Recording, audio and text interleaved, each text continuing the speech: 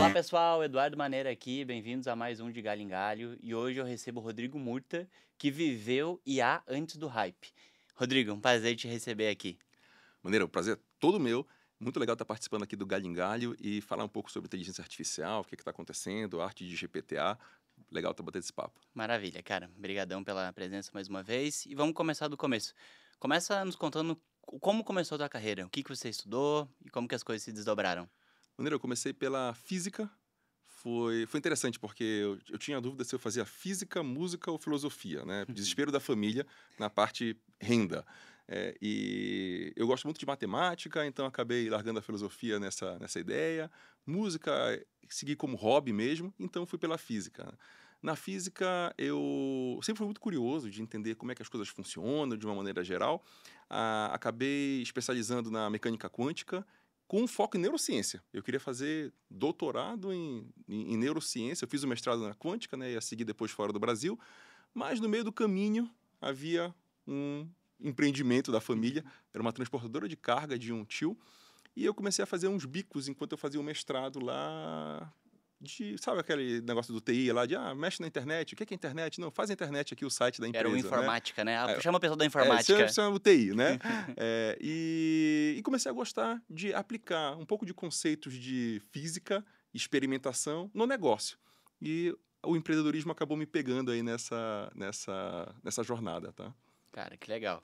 Cara, isso acho que é um caminho muito que a gente tem visto muito agora, de pessoas que estudaram física ou se dedicaram para engenharia, agora estão se dedicando a dados, áreas que talvez estivessem mais próximas de automação, de engenharia de sistemas e tudo mais. Certo. Eu lembro que o meu professor de física da faculdade, que era um carrasco, que ninguém gostava, assim, aquela pessoa que, assim, reprovou 95% da turma. Hoje ele não tá mais na universidade ensinando física, tá dentro de uma startup, e hoje ele até parece que é legal, assim, então... Não vamos falar o nome dele, né? Né, não, Tá, mas quem conhece sabe. tá. Mas enfim, cara, e aí você começou ali fazendo as iniciativas, o trabalho dentro de TI, de informática, de ajudar, e Exatamente. as Mexendo coisas em foram... base de dados, um pouco entendendo o que era esse mundo de bases, que eu gostei de trabalhar com a informação de uma maneira geral, né? Uhum, Porque a empresa respira informação, isso aí em 2004, tá? 2004. 2005. E eu achei interessante, falar, nossa, olha só, esse tal de select, o que é tirar a informação da base, como é que você transforma isso num relatório. Comecei a gostar da brincadeira de manipular dados. Legal. A parte da neurociência me pegou um pouquinho ali, assim, me fala um pouco de como que foi esse estudo de neurociência e se alguma das coisas que você aprendeu ali tem alguma conexão agora com processamento de linguagem natural, de pensamento estruturado, o que que você explorou dali? Eu sempre fui curioso de entender como é que o cérebro funciona, porque na ciência, qual o santo grau da ciência? Uma parte é a consciência. Então, como é que uma estrutura atômica gera consciência? Para você entender a estrutura atômica, você tem que saber mecânica quântica, né, que é a base de toda a matéria que a gente tem aqui. E para entender o cérebro, você trabalha com metodologias, por exemplo, de imageamento, que é tirar foto do cérebro quando você faz um PET scan, quando você faz uma tomografia por emissão de pósitrons, né? E você entende o funcionamento do cérebro. Então, qual era a minha trajetória linear? Era faço a graduação, faço o mestrado em mecânica quântica e depois vou para tecnologias de imagens para visualizar o cérebro.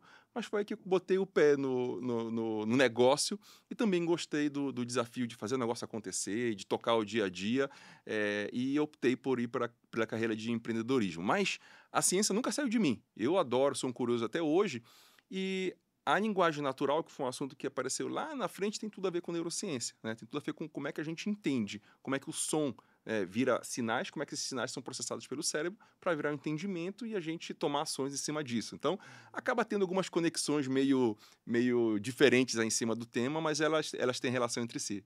Cara, legal. Cara, e dando um salto agora, assim, falando um pouquinho de como você juntou, acho que tudo isso que você aprendeu, toda a tua bagagem, isso que você sendo um cientista empreendedor. Eu acho que todo empreendedor é um cientista, no final É ele a tá visão do ali. Bill Gates. Bill Gates fala que ele, acima de tudo, é um cientista, tá? Porque na prática você vai estruturar uma hipótese, de que você vai conseguir resolver um problema, depois uma outra hipótese de que você vai conseguir escalar aquela solução, que você vai conseguir clientes, e aí iterativamente a gente vai e chega lá na base do Lean Startup, de todas essas Perfeito. metodologias, que é a adaptação do método científico clássico para tocar.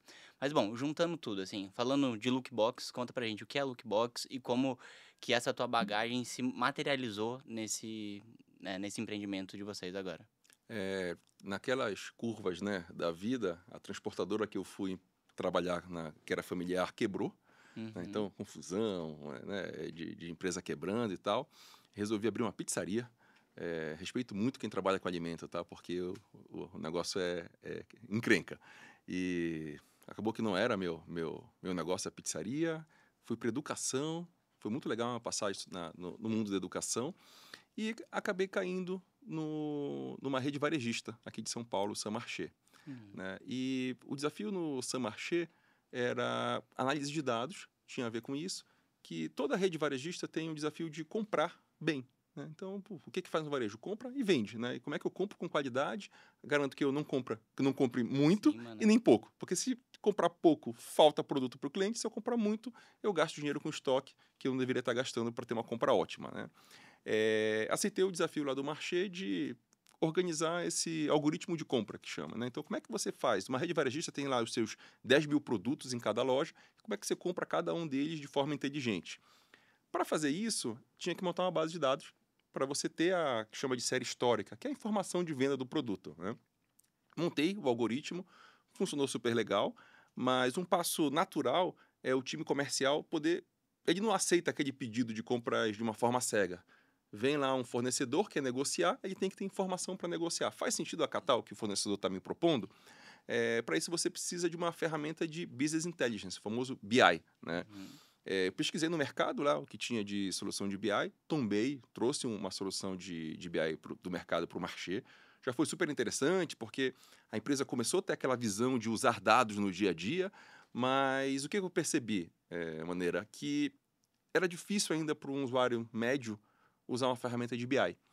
E o mais fácil era me mandar um WhatsApp, né? Então, Sim. Murta, estou aqui com um fornecedor importante, dá para saber qual foi a venda de perecíveis na loja tal, na semana passada, versus retrasada, ou da categoria X. Então, é um monte de pergunta, né, de negócio que o usuário acaba tendo certa dificuldade de pegar na ferramenta de BI.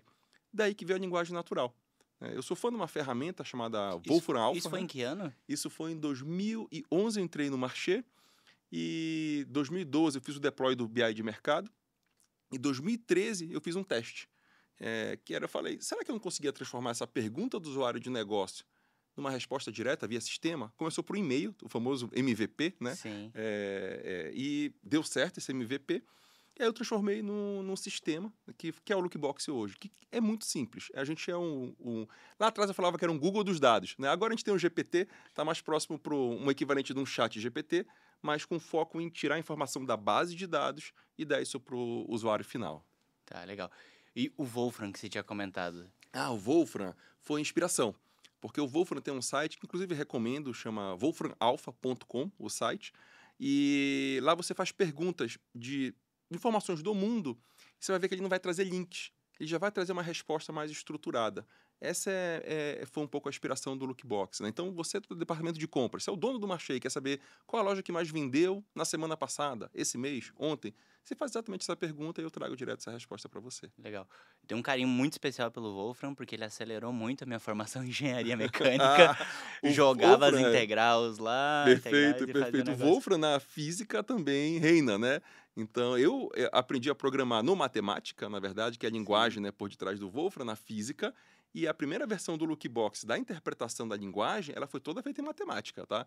Pro terror do meu irmão, que é meu sócio, né, que falou, cara, isso não escala, como é que a gente vai botar isso em produção? Aí a gente converteu para Java, né? Sim. E hoje segue em Java, mas todo o motor inicial foi feito em matemática. Cara, legal. Então, acho que pegando acho que um pouquinho dessa tua trajetória aqui, você começou lá com a física, entendendo bastante o pensamento analítico, depois teve as Perfeito. oportunidades de estruturar algumas bases de dados, começando lá na família com a transportadora, depois um, Outra jornada no uma meio do jornada caminho. ainda maior e esse teu ímpeto, essa curiosidade, essa vontade de fazer, olha, Eu quero construir alguma coisa que a pessoa pergunte e ali a gente já consiga responder, similar ao que é o Wolfram, Exatamente. perguntando para qualquer coisa enfim, Da do empresa, universo, aham. né, mas trazendo ali para dentro eh, dentro da dinâmica empresarial, né. E aí acho que até resgatando o que eu tenho aqui do livro, e eu fui um leitor do livro da arte Legal. de GPT-A do Murta, que foi lançado muito rápido, né, o GPT,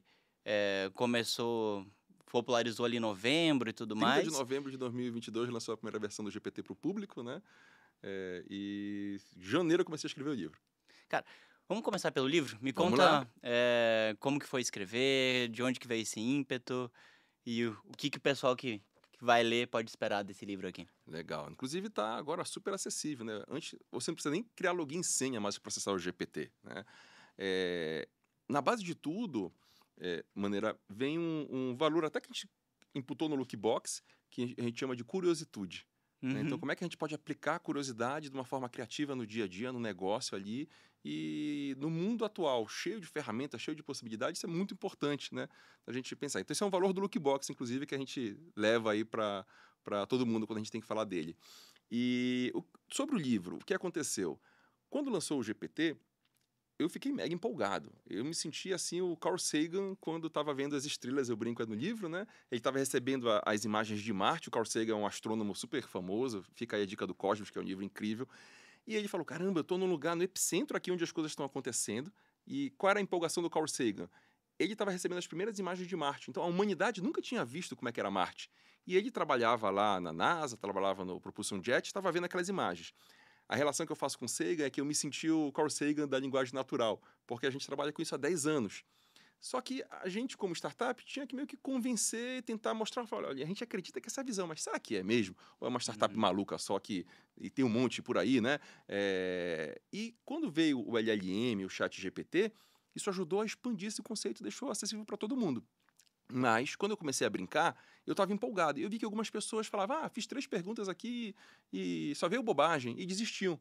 Eu falava: não, tem uma maneira de conversar, já tentou explorar isso? Ah, dá para fazer isso? Dá para fazer aquilo? Então, quanto mais eu falava com as pessoas, eu via que ainda faltava algumas dicas de como extrair valor dessa tecnologia, né? E foi daí a ideia de escrever o livro. Na verdade, o momento de escrever o livro foi interessante. Eu estava numa viagem fora do Brasil e um amigo meu teve filho, melhor amigo, e eu queria mandar uma mensagem para ele, né. Na hora de escrever a mensagem, eu falei: "Vou testar o GPT". E a Isso mensagem acho isso que eu você tem li aí, aqui né. no livro, inclusive isso do Carl Sagan que você comentou é a primeira parte grifada do Ah, livro legal, aqui, legal. porque acho que você até comenta a frase específica dele, né, que ele se sente vou pegar Por letra favor. por letra aqui, que ele se sentia muito grato por ter vivido num período em que as explorações espaciais estavam iniciando. E ele tinha o privilégio de ver em primeira mão as imagens de outros planetas e tudo mais. E é mais ou menos o que a gente tem vivido agora, né. Eu acho que foi o que aconteceu com, talvez, Bill Gates na Lá em 70, né, informática, perfeito. com o Bezos no começo ali do e-commerce, e aí NLP agora, que é o processamento de linguagem natural, agora tá acessível, tá disponível para um monte de gente. E para usar essa curiosidade, que eu adorei esse valor que vocês têm, e aproveitando a tua bagagem, o que que tá por trás, desse processamento de linguagem natural? Mas explica de uma forma que todo mundo vai entender. Legal. O processamento de linguagem natural não é um campo muito antigo da inteligência artificial. Até voltando um passo, a inteligência artificial tem várias áreas. Tem visão computacional, né? Então, como é que um carro consegue dirigir sozinho? Ah, ele tem que ver a rua e entender a rua. Como é que o Waze calcula uma rota de A para B? Também é um algoritmo de inteligência artificial que é especializado em otimizar essa rota. E na parte da linguagem, a gente tem a capacidade, por exemplo, de ouvir, fazer o computador ouvir, né, e interpretar aquele texto. Você transformar a fala em um texto escrito também já é uma tecnologia muito antiga. O desafio maior era entender aquele texto e conseguir trabalhar com essa massa para interagir com ele. Então, o que aconteceu de novidade agora é que o Google lançou um artigo em 2017 com uma parte dessa tecnologia, que é o BERT, né? E, e a OpenAI conseguiu potencializar isso através do treinamento do GPT e tornar isso acessível ao público. Entrando na parte um pouquinho mais técnica, tem até um artigo, para mim, o melhor artigo. Quem quiser entrar na parte técnica mesmo, procura por GPT e Stephen Wolfram na internet. Ele tem um livro aberto, inclusive, um PDF aberto. Você pode comprar o livro, mas também tem o PDF. Ele explica bem a parte técnica, mas de uma forma mais simples. O que o GPT é? Ele é uma grande máquina estatística que, quando você coloca uma frase, ele transforma aquela frase num número, tá? Joga no... Os números são os tokens. Exatamente, o tal dos tokens que ele quebra ali. Ele faz uma conta em cima desses tokens, que na versão 3.5 é 178 bilhões de parâmetros, de contas, vamos simplificar assim, que são feitas. E ele retorna o próximo token, que vamos aproximar aqui com uma próxima palavrinha ali, parte de uma palavra, um token, né? Depois que isso, o que ele faz? Ele pega tudo de novo, joga nesse parâmetro e retorna o próximo. Por isso que parece até que é uma animação que é feita só para ficar mais legal para o usuário, para quem usou o GPT, e não é. Na verdade, ele está fazendo a conta e está trazendo trecho a trecho. Então, o GPT nada mais é do que uma grande máquina estatística que pega parte a parte da frase e traz essa próxima parte. O que surpreendeu muito é que essa tecnologia tem capacidade de dar respostas incríveis, né? Que é o que a gente brinca no livro aí, mostrando em várias áreas como é que você pode explorar o GPT. Tá. Em resumo, né? Então, a linguagem, processamento de linguagem natural, se eu entendi bem, o pessoal que está nos assistindo entendeu bem, vai entender bem. Assim, entra lá um conjunto de texto, né? A linguagem natural, o próprio nome já diz. Ele transforma esse texto num conjunto de números, processa esse conjunto de números numa máquina estatística. Perfeito. E ele prevê os próximos... a conta vai gerar um número e esse número vai gerar o texto. Então, Isso. aquela etapa de que a gente vê na tela, né? De palavra por Palavra palavra, aparecendo texto, ali. texto, assim, é a conta acontecendo diante dos nossos olhos, né? Isso, né? Então, o processamento de linguagem natural, ele acaba sendo uma área da inteligência artificial, assim como aquelas outras que eu falei, onde o foco é entender a linguagem, seja um som, como é que eu transformo esse som, seja entender o texto. Isso já era utilizado, por exemplo, para fazer análise de sentimentos, que é uma outra forma de fazer linguagem natural, para fazer classificação. Então, imagina que tem comentários de uma empresa na internet, eu quero saber se o comentário é bom, é ruim por quê? Então, são classificadores. Então, essa tecnologia já é bem antiga. O que teve de novidade foi essa forma de você realmente falar com a máquina, que aqui é chamado de LLM, que é Large Language Model, é o nome dessa tecnologia nova. É essa que explodiu aí no último ano. Tá. E isso tá... essa sopinha de letra, né? NLP e LLM, uma coisa complementa a outra. Eu vou dar trabalho para a produção fazer o diagrama aqui. Tá a gente tem bom. a inteligência artificial, que é o primeiro, né? Aqui, ponto. Embaixo da inteligência artificial, a gente tem visão computacional, a gente tem a parte de processamento de linguagem natural, robótica. Embaixo de processamento de linguagem natural, a gente vai ter também algumas tecnologias. O LLM é uma dessas tecnologias embaixo de processamento de linguagem natural. Legal. Bom, comecei o episódio falando que você viveu o IA antes do hype. E aí eu queria te perguntar, assim, a vida melhorou muito depois do hype? O que é legal é você saber aproveitar de uma forma positiva, né, o hype. Então, claro que tem uma boa parte de tecnologia, de inovação, que tem que tomar cuidado, né, que gato por lebre não faz sentido. Então, a gente surfando de uma maneira, vamos dizer, mais exploratória. Mas, como a gente trabalha há algum tempo, são 10 anos de linguagem natural, isso pra gente foi incrível, porque foi uma forma de mostrar o nosso trabalho e eu adoro esse assunto, a gente pode ficar horas aqui no podcast falando sobre ele. E por quê? Porque ele já está mudando a forma com que a gente interage com a máquina, que é a forma mais natural de pedir algo do que pedir.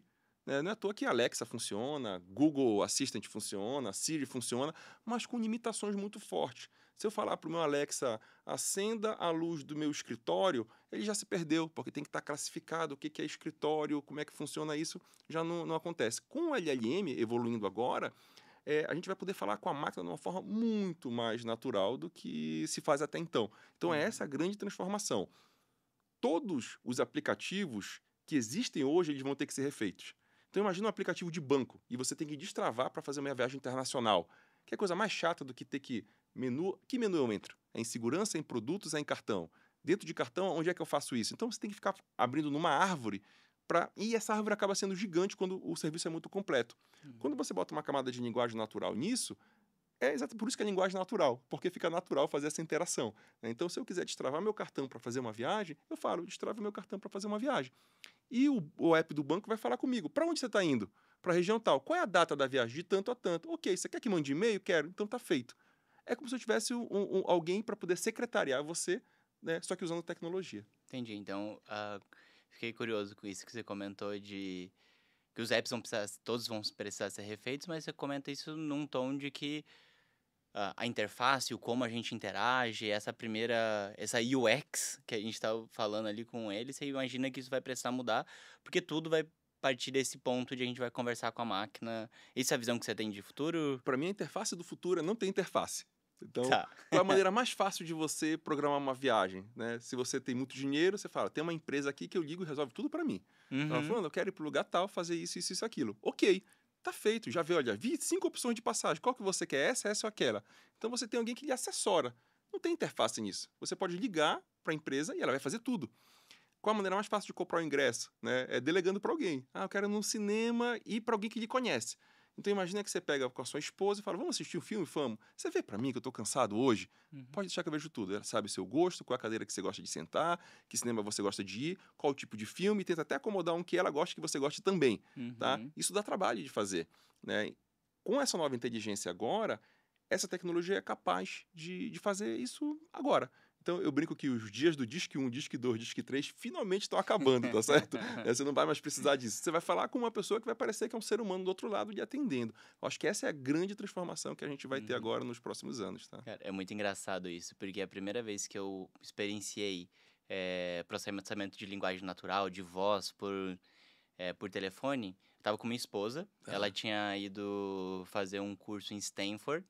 Ela abriu o cartão, não, era o chip do telefone que ela tinha Tá. comprado para ficar um período lá e depois ela voltou pro Brasil e tava tentando cancelar. Aí o meu telefone eu conseguia fazer ligação internacional. Ela falou, me empresta que eu vou ligar lá. E foi muito engraçado, assim, porque a gente... Isso foi 2019, eu acho que foi 2019, 2020. Que eu lembro que a gente tava ouvindo e aí a máquina falava assim, olha, você quer cancelar? O que que você quer? Ela fala assim, o que que você quer? E a gente falava assim, tá, mas não tem a opção 1? Ah, Você não vai tá. me falar a opção 2? Tá. Você não vai... Aí chegou uma hora que a gente ficou meio assim, tipo assim, só quero cancelar. Aí, É, tipo, entendido. A gente falou, pô, é, tá. o que que é isso, assim? Mas acho que é um pouco disso. Eu adorei isso, de a interface é não ter interface, é comunicar, é a gente ir direto ao ponto e interagir com as máquinas, assim, né? É, Acho se que esse hoje é a o minha lugar. avó quer trocar o fundo de tela do celular, hoje ela tem que chegar, Rodrigo, eu gostei desse fundo de tela, como é que eu faço? Ela tem Uhum, mais de 80 anos, né? E ela não está tão claro o que ela quer trocar o fundo de tela. Porque ela não pode falar com o celular dela, quero trocar meu fundo de tela. E o celular vai falar, que foto você quer colocar? Você quer colocar em tudo ou só quando ele está parado? Não entendi, vou explicar melhor. Você quer colocar naquela área X ou Y? Você vai bater um papo. Então, para mim, a grande interface é essa. E a tecnologia atual já permite com que a gente faça isso. O que a gente tem trabalhado no Lookbox? Não é a interface para o usuário final que a gente foca no Lookbox, a gente está focado no mundo corporativo, né? O que a gente percebeu? Uma operação, para ela ser eficiente, ela precisa usar informação. Então, imagina uma operação grande, mais de 100, mais de 1.000 pessoas. A gente tem, por exemplo, hoje na Via Varejo, mais de 17 mil usuários de Lookbox. Como é que eu sou efetivo em comunicar para a ponta o que ela tem que fazer hoje? Né? Tem um trabalho do regional muito forte, que é tocar o bumbo, conversar com o time, motivar esse time. Mas será que eu não consigo o auxílio da tecnologia? Se eu lhe mandasse uma mensagem hoje dizendo, Maneira, olha, eu acho que para bater a sua meta, você vai precisar dar um pouco mais de gás. Vou te dar uma dica. O celular que está bombando na região próxima da sua loja é esse. Investe nele que eu acho que você consegue. Eu não estou só reclamando. Uma coisa é chegar você, bater a meta, você não vai bater a meta. Fala, ok, já sei, eu estou vendo que eu não vou bater a meta. Mas será que eu não consigo empoderar a ponta e direcionar ela de uma forma mais inteligente? uhum. Para fazer isso, a linguagem natural é fundamental, porque a mensagem fica super acessível para a operação. E é isso, por exemplo, que a gente está usando de LLM no Lookbox. Como é que eu consigo falar com a operação? O Lookbox sempre foi passivo, como qualquer BI. Você vai lá e pergunta com a vantagem de linguagem natural, gera o diferencial. Agora a gente está indo para um próximo patamar onde eu sou ativo. Eu falo para a operação, eu envio uma mensagem tentando ensinar uma melhor prática aqui para O, eficiência o operacional. quanto longe a gente tá disso, Murta? De fazer, de chegar nesse momento que a máquina vai conseguir analisar, dar um puxãozinho de orelha e falar, olha, toma essa ação e tudo mais. Isso já está acontecendo? Isso já está acontecendo. Isso já está acontecendo, né? O grande desafio é como fazer isso de uma maneira segura, de uma maneira que não alucine, que é um termo técnico da AI generativa, que às vezes ela viaja na maionese, essa que é a expressão, né? Então você pergunta uma coisa, ela fala outra, nada a ver, e você faz isso de uma forma responsável, né? E o que a gente percebe? Ainda tem muita confusão da melhor forma de fazer isso. Acabei de tocar um artigo super legal mostrando um blend de tecnologias para poder montar esse framework, que é exatamente o que a gente está trabalhando no Lookbox hoje. Mas hoje a gente já está com clientes ativos testando essa tecnologia, tá? Tá bem interessante. É interessante. Eu te perguntei isso, até porque recente a gente teve o Web Summit. Tá, perfeito. E uma das coisas, enfim, talvez um dos artigos que eu vi mais sendo repostados por aí, era um que tinha um título assim, ninguém aguenta mais falar de IA. Perfeito. Aí eu olhei aquilo assim, cara, falei, mas a gente tá só começando, sabe? Um pouco, essa foi a primeira sensação. E a segunda, até mesmo no evento, assim, até brinquei com a turma, falei assim, ano passado falaram de IA. Fiquei o ano inteiro pensando, e agora? O que tá todo mundo fazendo? E a conclusão que eu cheguei, falei, e ainda dá tempo de fazer alguma coisa relevante, porque aqui no evento eu vi algumas aplicações que chamaram a atenção, mas não teve nenhuma, que eu falei, nossa, isso daqui vai mudar o jogo. E até eu queria entender, assim, de você, sabe, o que você enxerga, que talvez até as pessoas estão comentando muito por aí, do tipo, persona sintética. Tá. Criar um cliente que é um robô que você primeiro vai tentar vender para ele, ele vai te falar quero, não quero, e por que não quero, e você vai evoluir. Sabe, eu queria até te ouvir, assim, de algumas coisas que você acha que tá meio no buzz, mas não tá aterrissado, e algumas outras coisas que talvez funcionalidades que você enxerga que estão por vir ainda na... Eu acho que vai sim ter a voz da empresa, não vai ser uma metáfora, né? A gente vai evoluir, isso não é para agora, onde você vai ter o tom de voz, você vai ter uma capacidade de o consumidor falar realmente com a Apple ou falar com a Casas Bahia ou com a Magalu com essa tecnologia. Mas voltando um pouco para o nosso momento atual, tem um livro que eu achei muito bacana, que chama IA for Retail. Tá? Ele é focado no varejo, até pelo próprio título, chama François, o nome do autor, e ele é ex-Stanford, né? E em Stanford ele trabalhou com visão computacional e tal, e depois abriu uma startup para trabalhar com IA no varejo, né? Já há algum tempo, então ele não está no hype. E ele traz um framework que eu achei muito bacana, tá? Para quem quer explorar a AI. Ele chama de 3 E's, que é educar, explorar e executar. Então eles separam nesses 3 itens, o que eu achei importante? O educar é a base. Não adianta eu querer explorar uma coisa que eu nem sei. Então, eu vejo muita gente chega com a gente e fala, nossa, não, eu quero o GPT para fazer meu forecast de estoque. Não tem nada a ver com a tecnologia de GPT você fazer conta, por exemplo. Então, a gente fala no Lookbox que o GPT é excelente para contar história, mas ele é péssimo para fazer conta. Quer dizer que eu não posso usar? Pode, mas é uma mistura de frameworks. Mas você só consegue entender isso se você tem o básico da inteligência artificial. E não é saber executar, botar a mão na massa, mas é saber o que é visão computacional, o que é linguagem natural e onde é que se aplica cada um deles, né? Então, esse para mim é a base, educar. Inclusive, é um pouco do que a gente está fazendo aqui nesse podcast, né? O próximo é, como é que eu exploro? O explorar, não dá para saber ainda qual vai ser o retorno disso, mas tem que ser o objetivo, sim, entender quais tipos de retorno. Porque eu corrigi meu e-mail para escrever mais bacana, legal, é uma facilidade, mas não muda ponteiro. Então a gente teve vários testes que a gente fez no Lookbox, nesse momento de curiosidade e exploração, que a gente viu, bacana, por exemplo, a gente no Lookbox tombou manuais para você, eu já tenho todo o dado numérico da empresa, de venda, meta, estoque lá, para você perguntar com linguagem natural. Será que não faz sentido eu botar manuais também? Para você saber o que eu faço com o meu caixa quando ele dá esse erro? Era uma hipótese. A gente viu que não funciona legal, que não dá aderência, que não tem um ROI claro de qual retorno que eu estou trazendo para a operação. Testamos um outro processo também com LLM de enriquecer comentários. Bacana, alguns resultados, mas não mudou o ponteiro. E agora a gente está nesse outro, que esse está um pouco mais robusto já. Mas é isso, faz parte da exploração. Uma vez que você explorou, aí você vai para para execução propriamente dita, tá? Então, acho que eu achei bacana esse framework aqui para quem está assistindo de como é que você organiza a ideia e não depende do tamanho da empresa. Pode ser uma empresa muito grande ou pequena, eu acho que funciona para todas. Cara, legal. É, e para quem não tem base de dados e tudo mais, que está começando a explorar inteligência artificial agora, a generativa, né? Que dica que você dá para essas pessoas? Precisa voltar para estudar a base de IA, a base de dados, isso tudo? Ou você enxerga que algum produto pode nascer a partir desse ponto para frente?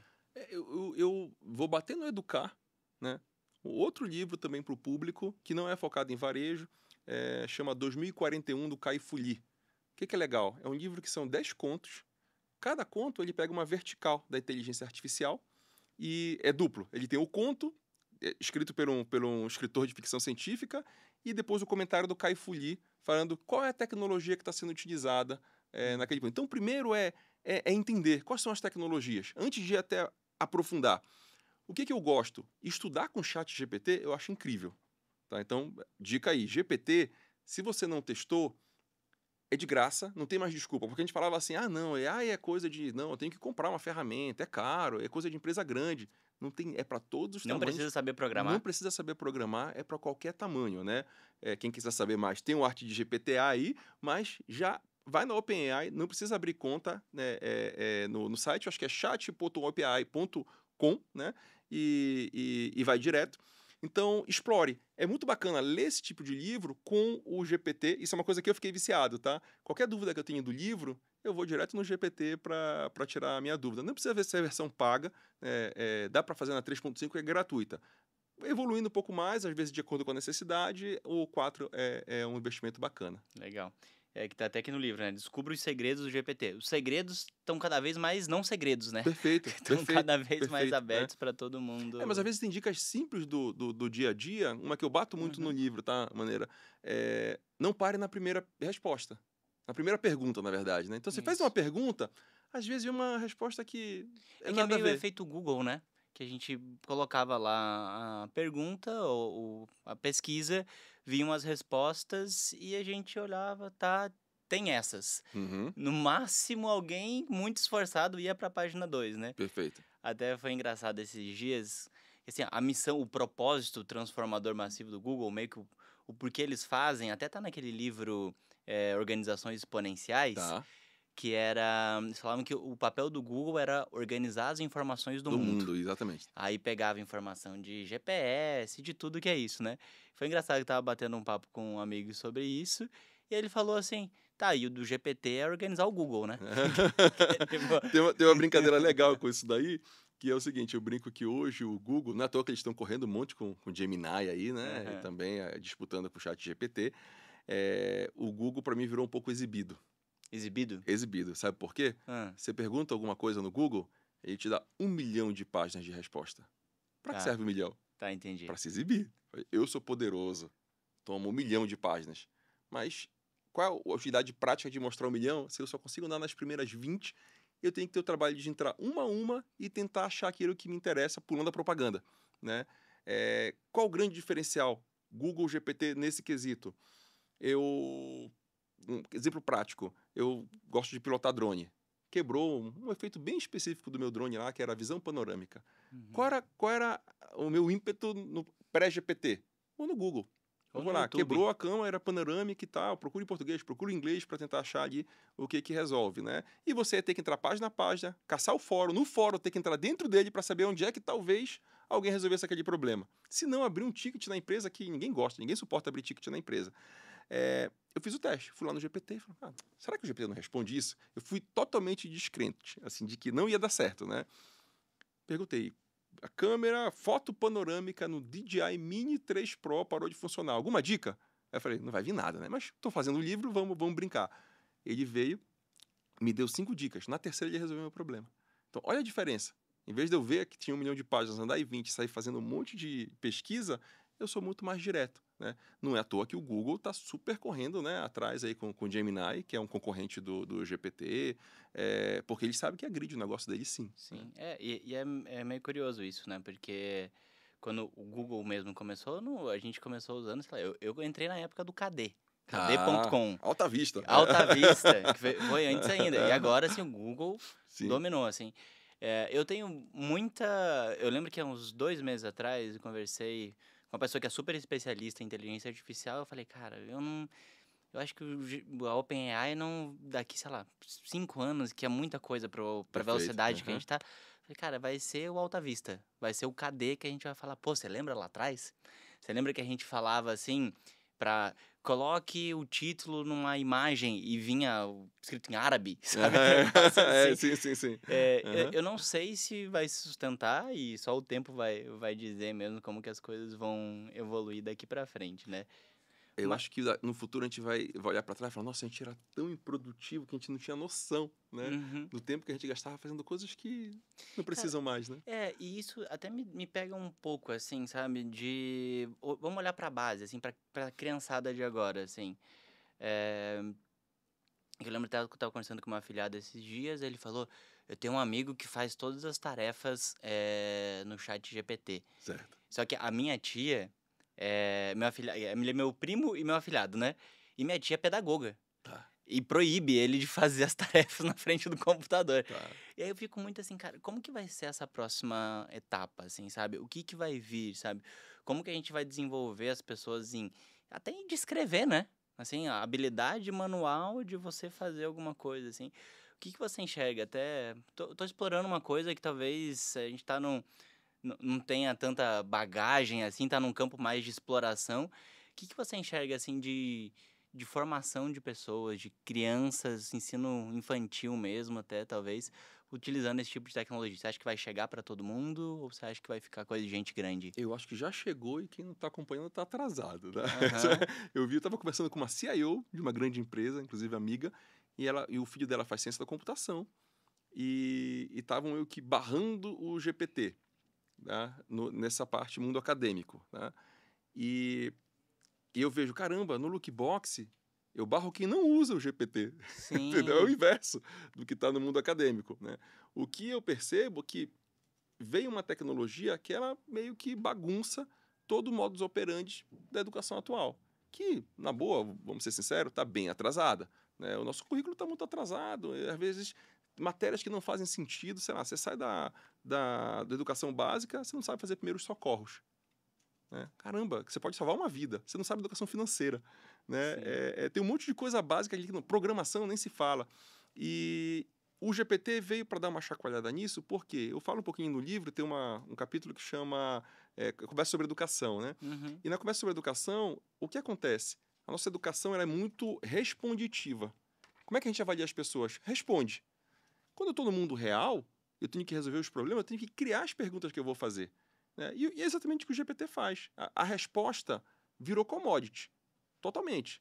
Fazer pergunta inteligente faz a diferença. Eu acho que esse é um ponto que está mudando essa dinâmica. E as escolas têm que se adaptar meio que na marra agora. Né? Eu coloquei no contexto aqui de educação, mas acho que vale para o contexto empresarial também, assim. Acho que proibir qualquer colaborador de usar É GPT um retrocesso. é um retrocesso, assim, ele não vai parar. Aham, Eu acho que, assim, até um reforço de, assim, incentive o uso, mas incentive o uso responsável, com segurança, para não colocar dado sensível numa inteligência artificial que pode perfeito, aprender com os dados sensíveis de alguma empresa e perfeito. o negócio vai evoluindo.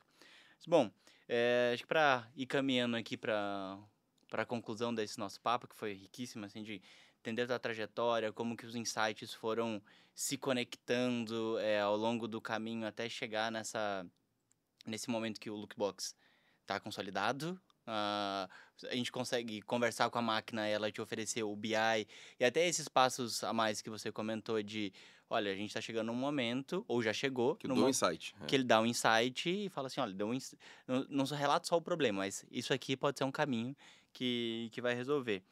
E aí eu queria, acho que te perguntar aqui, para quem está no momento de começar agora a mexer com IA, ou e agora? E agora ainda dá tempo?